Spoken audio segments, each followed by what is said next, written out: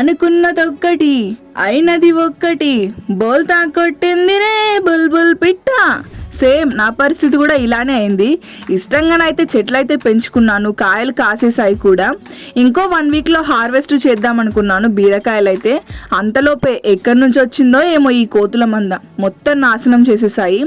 టమాటాలు ఇంకా బీరకాయలు మొత్తం కూడా తెంపుకొని తినేసాయి. వాటి మానని అవి తెంపుకొని తినకుండా తీగలన్నీ నాశనం చేసి వెళ్ళిపోయాయి. మళ్ళీ 1 వీక్ తర్వాతనైతే ఈ విధంగా కాసాయి. చూడండి ఎంత బాగున్నాయో. ఇప్పుడు మాత్రం వాటి కంట పడకుండా జాగ్రత్త పడుతున్నాను. అందుకనే ఒక ఉపాయం అయితే ఆలోచించాను. వాటి కనబడకుండానైతే గ్రీన్ మ్యాట్ అయితే ఇలా తెచ్చి కప్పేసేసాను. పైనుంచి అయితే లోపలికి గాలి అయితే వెళ్తుంది కానీ అవి మాత్రం కనిపించవు. ఇలా అయితే అవి తినవని నేనైతే అనుకుంటున్నాను. చూడండి లోపలైతే ఎంత బాగున్నాయో. ఈసారి మాత్రం పక్కాగా హార్వెస్ట్ చేయాల్సిందే వీటినైతే.